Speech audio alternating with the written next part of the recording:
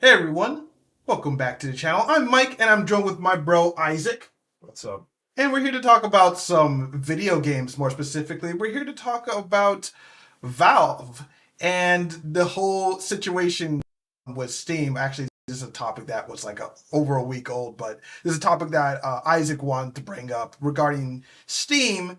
And it comes from an article with PC Gamer stating that knowing Steam players are hoarders explains why you gave Valve that 30%. Analyst tells devs you get access to a bunch of drunken sailors who spend money irresponsibly. Now, again, this is a topic that Isaac wanted to bring up, so I figured I'll let him bring up the details.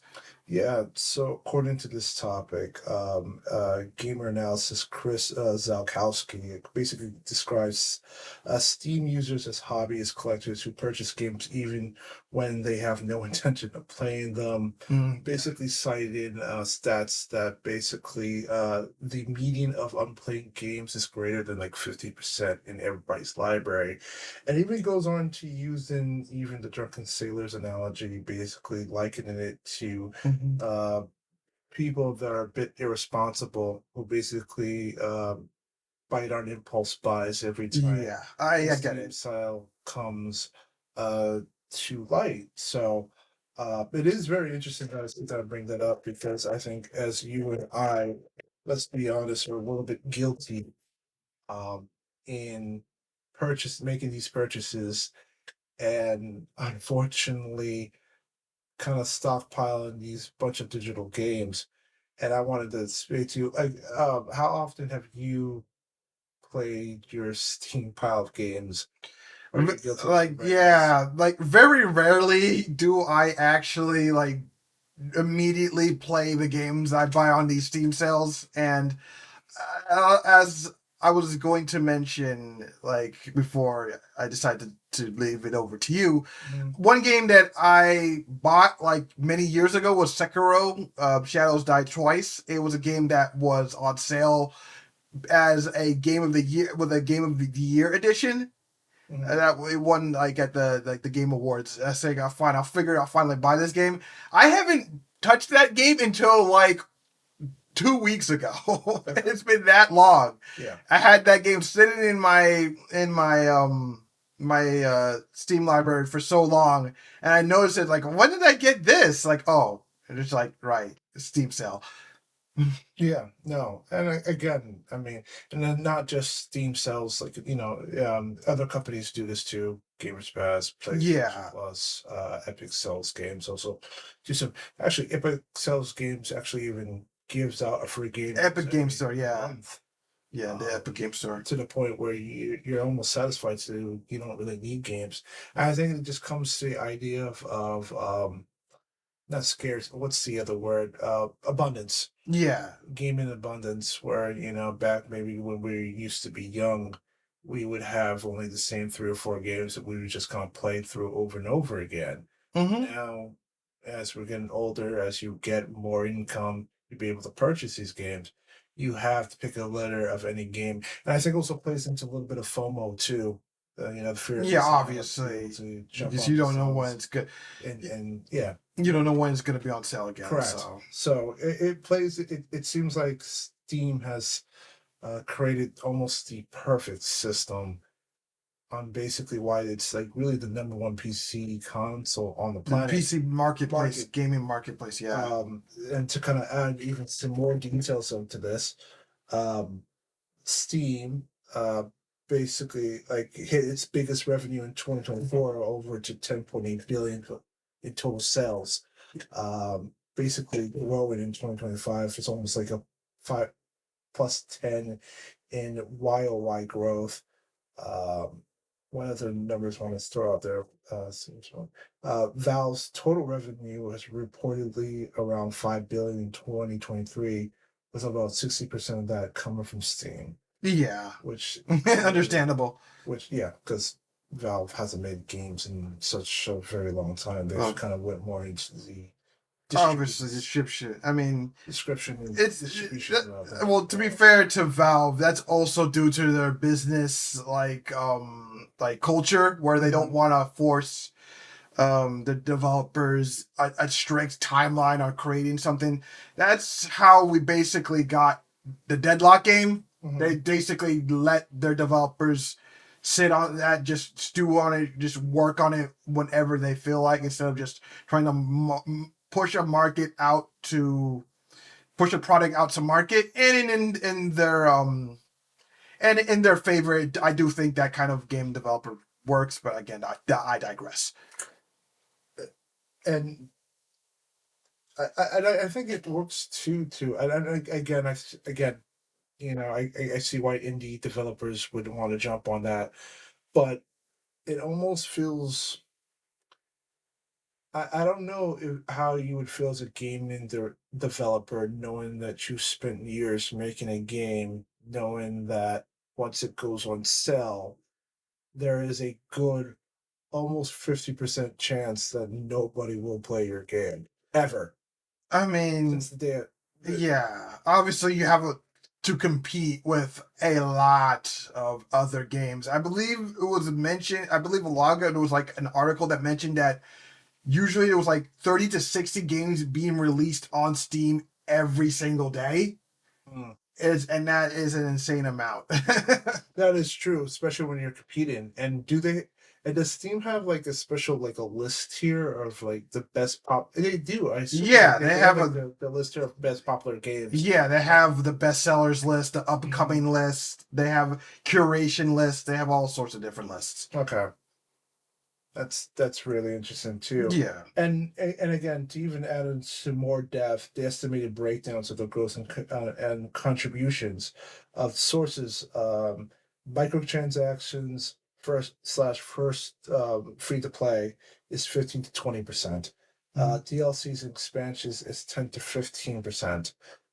Full price actual releases is 20 to 25. Season sales events 35 to 45%. Yeah, and that's how much Valve takes a cut. No, that's the overall in terms of the revenue. That's the revenue that the game. 35 to 45% all of the revenue. It comes from all these things that are being sold on their seasonal sales events. Okay, gotcha. That's their revenue. Like again, the 30. Well, again, they're willing to give up the 30%. So Yeah. Valve takes 30%. Yeah. Which it's again. I mean, it is again, if for an indie, like you said, for a bunch of indie games that are coming out almost regularly, yeah, if you can somehow get on Valve's, I guess, good side or list, to kind of boost you up in the algorithm so everybody can see. I mean, that's great. I mean, I think people are willing to take that sacrifice to be able to get your game out there. Like you said, it is a big competition to try to get most of your games out there, and especially where Steam kind of favors, does a great job in specializing in a niche genres of games too. Yeah, there's something for everybody. There is a battle that needs to be had to get on. And another thing that I guess a lot of people don't want to mention, but I will mention, is that for the first time in years, Steam is also a platform for adult games, which has for the longest time been a very risky thing to create a game that's only for adults, because you can't sell it at Walmart or Target or Best Buy, an adult only game. It's basically like financially unviable. But now you have Steam that's for the first time is actually allowing the adult games on this platform. So at least they have a place where they can go to sell their stuff. And now a lot of people, when Valve made this decision, obviously turned a lot of people off. Not to mention it turned me off a little bit, that you're letting like these adult games on the site. It's like ugh. But Steam also does a good job of allowing you to moderate your experience. If you don't want to see those kinds of games on the platform, you have the option to do so. And I think they just realize at the end of the day, as business people, that it opens up another floodgates of revenue.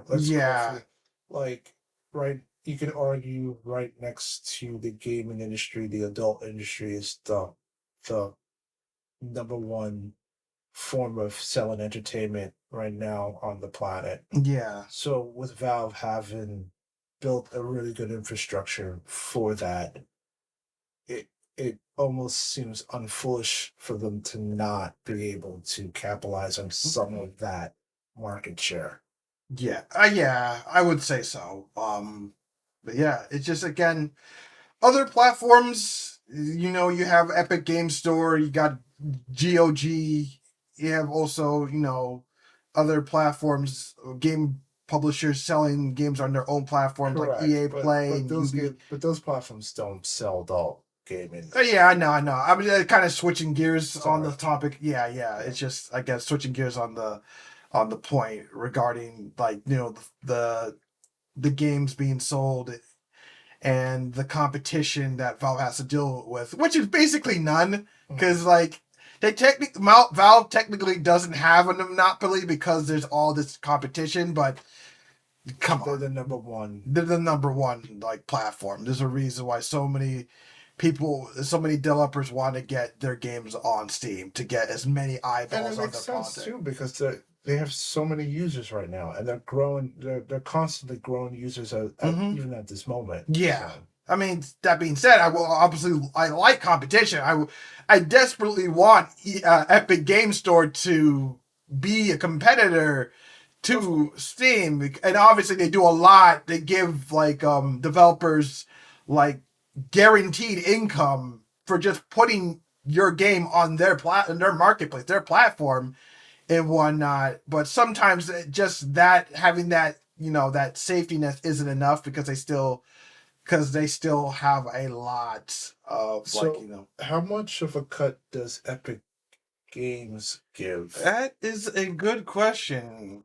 And I'm about to find that out right now. Yeah, because Mm, I'm actually curious if Valve gives 30%. You would feel like Epic would have to try to compete along with Valve in terms of percentage. what is the sales cut? It's revenue cut. Epic Game Store charges 12% revenue cut from developers on sales, which is significantly lower than the 30% from other platforms. Interesting. Yeah, well, that's not how you compete. That even more so in this article, it says Epic Game Store will now take a 0% cut on the first 1 million revenue earned. Oh, that's big. Yeah, it's just like, but apparently that's still not enough. That's still not enough to get people to sign up and put their games on Epic Game Store. Like, geez. And again, it's tough because Epic Game Store still doesn't have a big enough Big user enough, count. yeah. Doesn't big, not big enough user count, not a Even big though enough they like, have Fortnite as yeah, their obviously. biggest selling point right now in Epic Games. Obviously, yeah. It's just, but it doesn't have all the niche games as you mentioned. Doesn't have adult games. Yeah. Doesn't have the big library. And it doesn't have a lot of the features that Steam has, like communities, deep like friend group systems, like forums, curation lists. Yeah. And for the longest time, like even the Epic Game Store didn't have a proper shopping cart system. Yeah, no, that Steam has really built up has built up good community as well as faith, consumer faith. Yeah, in their very much so. product. So There isn't really much else I could say on the topic. I mean, like, yeah, it is true that we love to hoard our games because of these sales are just too irresistible, and Valve getting 30% on everything sold, it's obviously they're raking in that cash. But I do hope from a developer standpoint that other like platforms, other like publishers can like step in and offer even more benefits to them, just so we have more, just so Valve can sweat a little. do you see yourself ever trying to complete all your games on your library? I do. It's not possible. It is possible, but I do have to like actually like buckle down and just focus because I don't have too much compared to a lot of people who buy games that are on sale, but False. it is a lot. It's still a fair bit. I do feel like if I buckle down and focus, yeah, I could complete my backlog. I feel like that's easier said than done. Yeah, because obviously. there's always a new sale coming out every day. Well, obviously, I try my best not Of to course. buy any sale. I haven't bought anything from the last sale. Don't get me wrong. I haven't bought anything. Trust me. The So last game I bought was actually 2 weeks ago. Was Soup for Hire, which was $20, and because I saw an ad on yeah, I YouTube, get you. and I did like, hey, you want to buy the game? And I bought it right there. So, but I am playing it right now. So let's go. Well, anyway, what do you think about Steam and their 30% cut on every game they have on their platform? Do you feel like the 30% is fair compared to other platforms? Do you like hoard games as just like the analyst mentioned? Like let us know in the comments below. And if you like what we do here, please rate, comment, and subscribe. I'm Mike with Isaac, and we are saying peace.